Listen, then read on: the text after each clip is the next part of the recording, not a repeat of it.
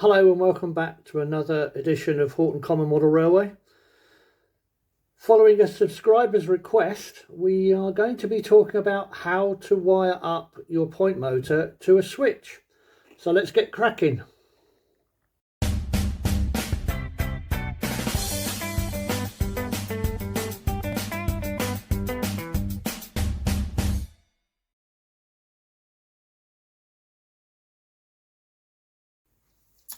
Hi everyone. Yes, so following a request, someone wanted to know how to wire up a switch to the motor. So we'll be dealing with that. This is our mimic diagram, which we use for the layout. And as you can see, there's various switches and buttons. These switches here are simple single pole double throw with a centre off spring loaded. Those are for our points. The red ones are simple push button contact switches, and we use those for operating the semaphore signals. This switch is going to be painted green, and it is a simple on off switch, and we are using just that one, which is in the station area, for when we run trains in and want to uncouple without electrifying the whole section. If we come over to the layout, just there is the isolating section. So when we throw the switch, this part of the layout is dead, and trains can then move on this part only. When we want to run the whole train, we just simply flick the switch, and that's that. So let's get on with how we do switches for the layout and how to wire it to a point motor. Okay everyone, so what do we need? Let's go through a list, shall we? First of all, a supply, 12 volts, transformer, soldering iron, damp sponge, make sure it's switched on, it's on, solder, flux, CDU, capacitor discharge unit, switches, cocktail stick to apply said solder, 2 breakout plugs, male and female respectively. Depending on how you're going to mount your point motor, we have an adapter base. We have our point motors. There are 2 sorts here: cutters, pliers, screwdriver, wire, plasters. Believe you me, if you get burned, you'll need them. 12-volt drill, all will be explained. And last but not least, the most important thing you will need, tea. Yes, tea. Do not start this project until you have tea. Tea helps you concentrate. Tea is the best thing. Right then, let's get on. So we have 2 types of point motors. These are PL10s.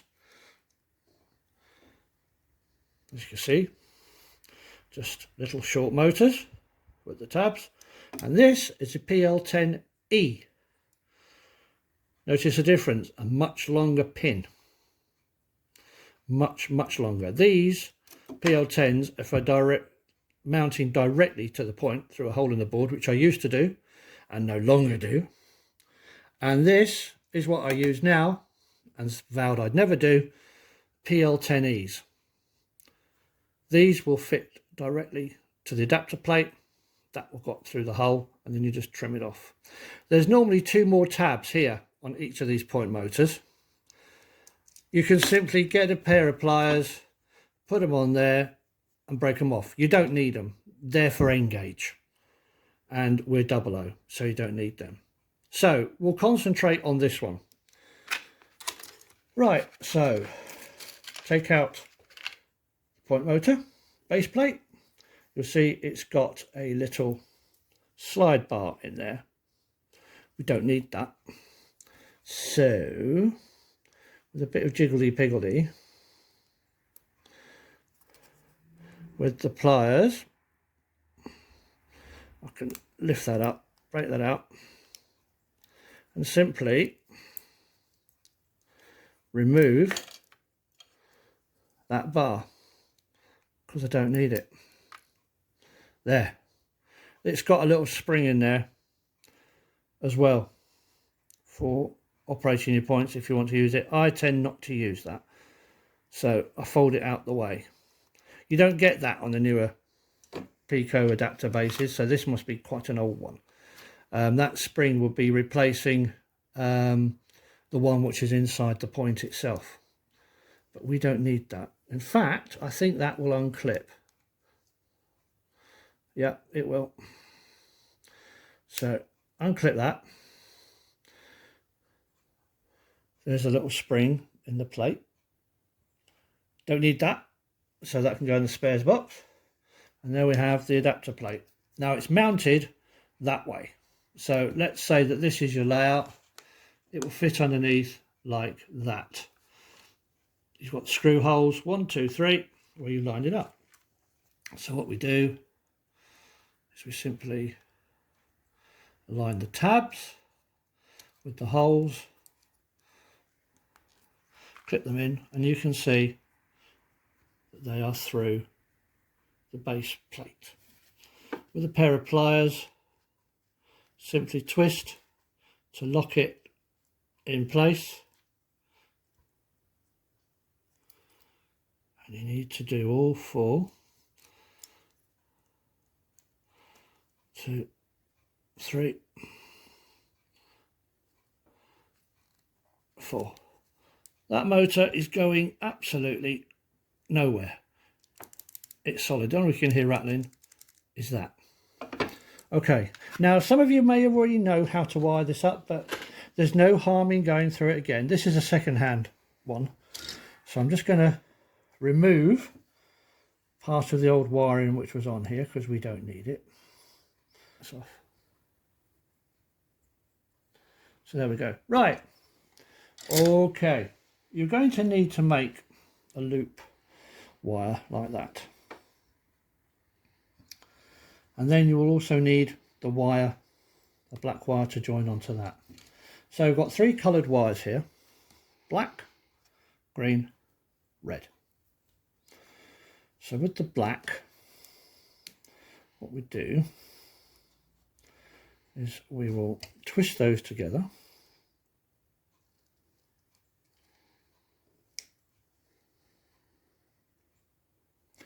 Like so. Flux, add some on there, and some on there. Return into the point motor.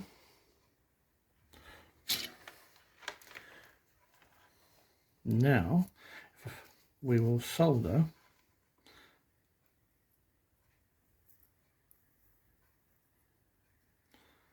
that wire onto there.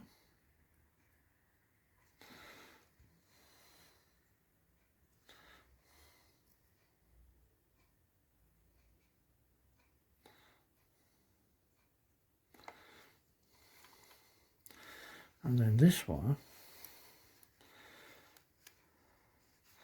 get some more solder.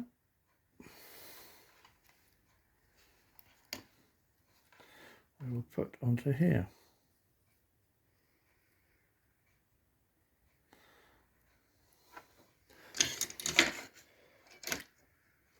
So there we go. Just trim that one up slightly.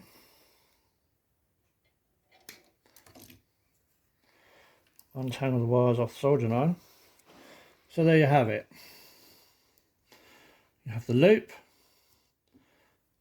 and you have the black wire. Turning the point motor over, we now take the red and the green. And it looks like I'm going to have to do a little bit more trimming up here. Okay, so we've got our red and our green. So we put some flux onto where we're going to solder. On there. On there. There we go. Clean a bit of the soldering iron. Resolder. then actually these wires are a bit too long, so I'm just going to trim them down because you only need a tiny amount of contact. These wires certainly, whoops a daisy, do like jumping about just when you don't want them to. So we get the red there. Sorry if we can't see very well. We'll just lightly solder that in place. So we've got good connection. A bit more solder required there. So I'll lift that up.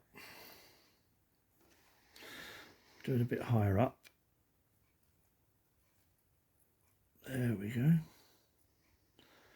Leave that a couple of seconds. That's a set. And then over to the green.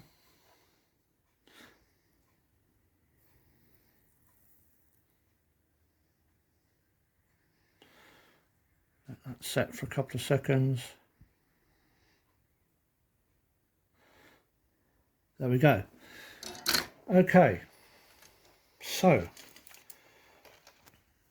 there's your black wire with the loop, and there's your red and the green. As you can see, it's quite a bit of a mess of wires, isn't it? And I don't like operating like that. So what I do is untangle it, which is easier said than done. But it's all... So there we are. There's our wires untangled. Now what we want is them to be nice little cable, long one. So what I do is get to the end, trim them all off the same length. Get your drill,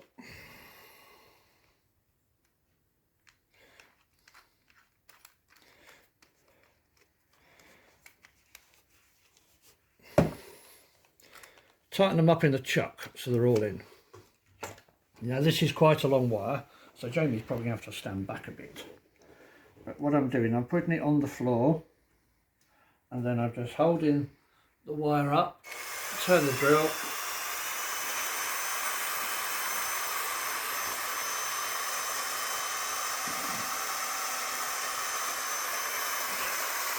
that should do it. Undo the chuck, release the wire, and there we are. A nice plaited, twisted wire. All done. Nice. Okay, next part. Get everything out of the way that we don't need. Slurp of tea. Can't beat a slurp of tea. Okay, now what we do here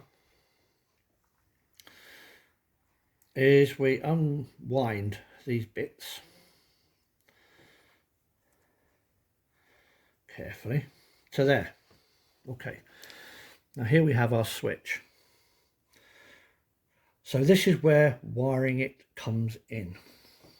This black wire here will go direct to the controller. That will be your negative wire. We are now going to make a positive wire. And so here we go. I'm going to use a different colour. I'm going to use black. It doesn't matter because nobody's going to see this. Normally I would use red, but this is just a demonstration. So strip the wire like so. Actually, I will use red. Just wait there 1 minute. Done that. Now for that nice bit of tea. Okay. So we just lightly expose the ends of these two, like thus. Twist that over. Twist that. Always best to cut them to the same size as in the ends. Then you know where you're up to. So there we are, that's that done. Now turning our attention back to the switch. This is where the positive supply is going to come in. So what we do is we strip that end off, like so, into flux, wipe the tip, resolder, and just tin the end. Done nicely. Okay. Now returning to the switch, we put it through the centre contact, and we just put it through, just enough to hold. Trim that there. Okay, get the idea? And then, no more flux on the cocktail stick, just on the end of that wire, soldering iron,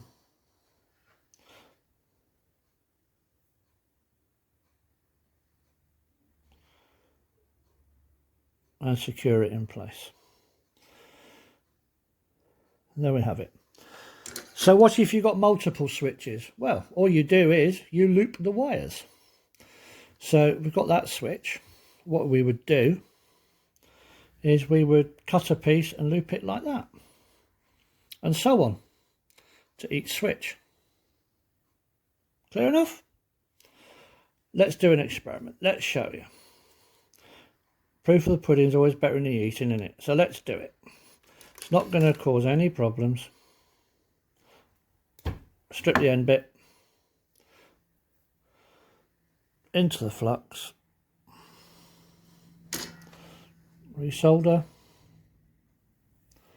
tin the end, over to the next switch. However, I mean, I'm not saying it's going to be this short. Your switches could have one here and one there, so cut the wire according to length. I'm assuming that we're all playing on the same deck here.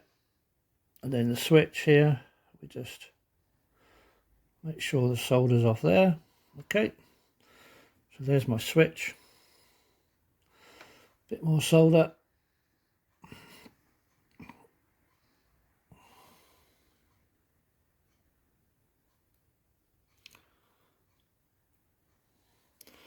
Attach it to that switch. There we are, and they're done. And now to get to the power feed,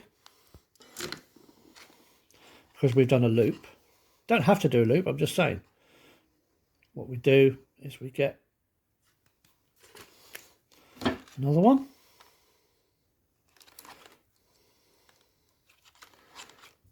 Trim to size. Into the flux. Wipe the tip.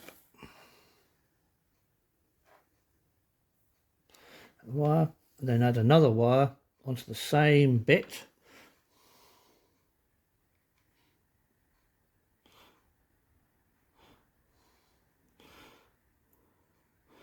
Oops, sorry, that twisted.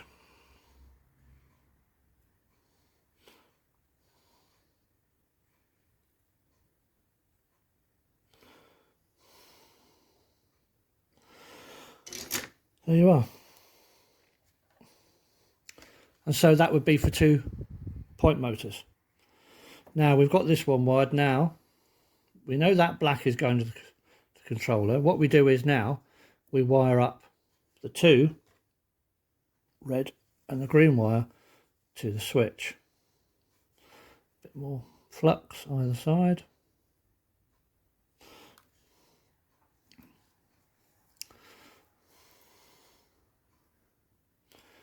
Get the wire. Always need more hands than what you got when you're doing a job like this. Bend it over. He says like so. So that's the red.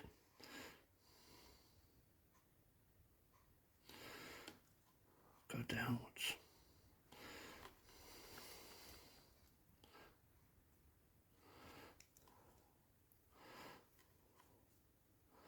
There's the green. Okay, of course we won't leave it like that. We will of course solder it.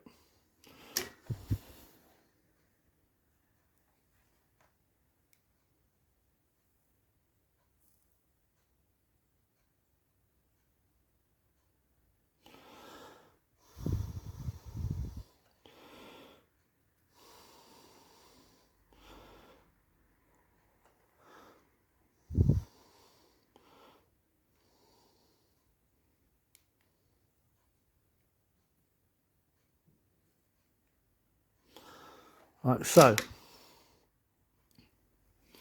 So there we are. We have our switch wired, ready to go. Okay, let's get rid of this center switch because it's confusing for everyone concerned. But I've shown you how to do that, so we can get rid of that one.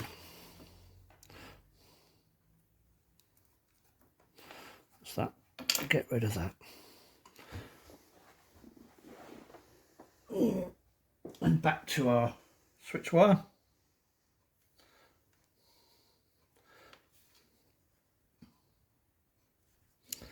Which will reattach.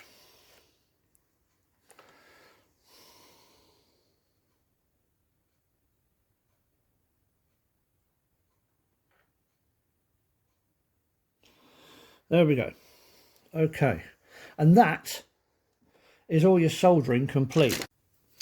Okay, so now we've wired the switch, we now have to wire that to the power supply, but we do that via the CDU, capacitor discharge unit.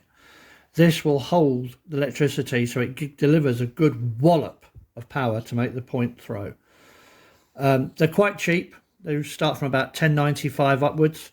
They're all different variants, but the majority look like this. This is a second-hand one because it's off a friend's layout, but the principle of wiring it is just the same.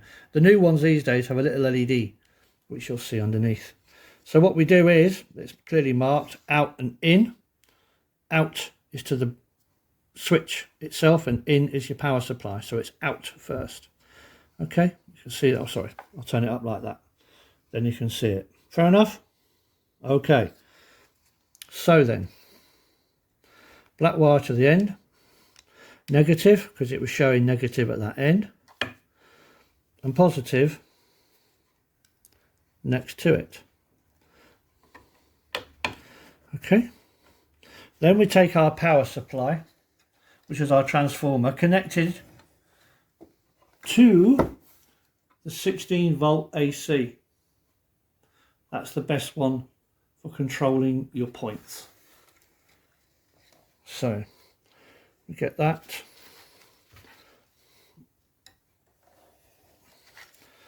And we wire that one in. So we've got positive on the end, negative, whoops a daisy, negative in there, and we do it up. Okay, then we switch on the power supply. There's our point motor. Remember, that is connected to our point. It's a quick flick that way and it will go back to center off. Either click and forward. There we go. Of course you can turn it around that way and go that way forward to throw it forward and back to pull it back. And that is it.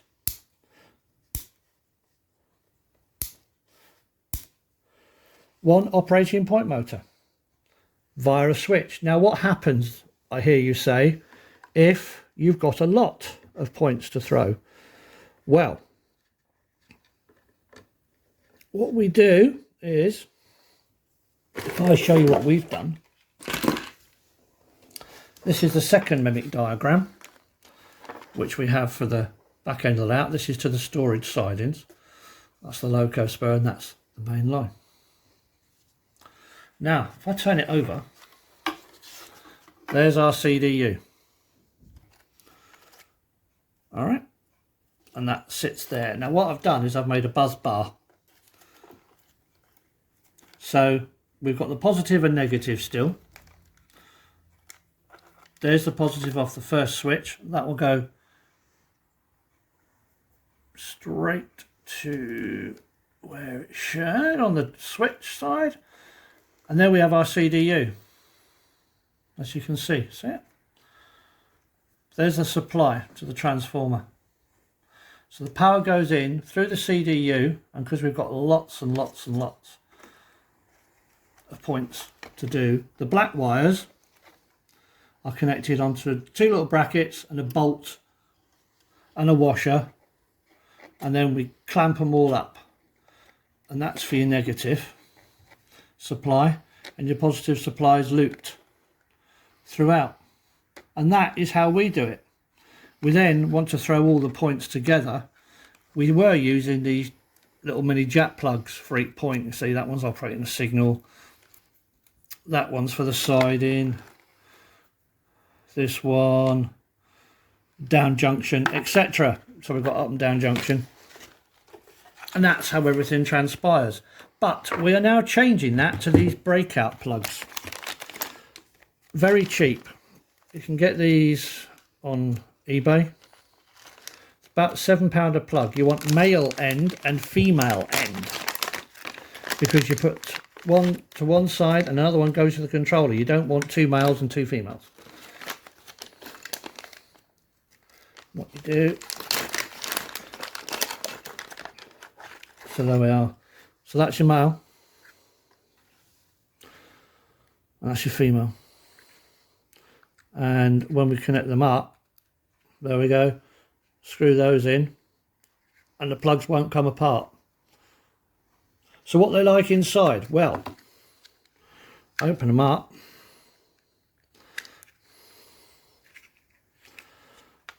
there we are, and you can see each terminal has got a number on it, and it's duplicated on the opposite plug.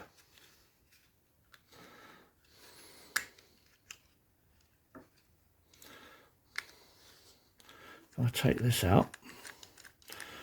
These screws, you should be able to see them. There we are. So 1, 2, 3, 4, 5 that side. Get rid of this.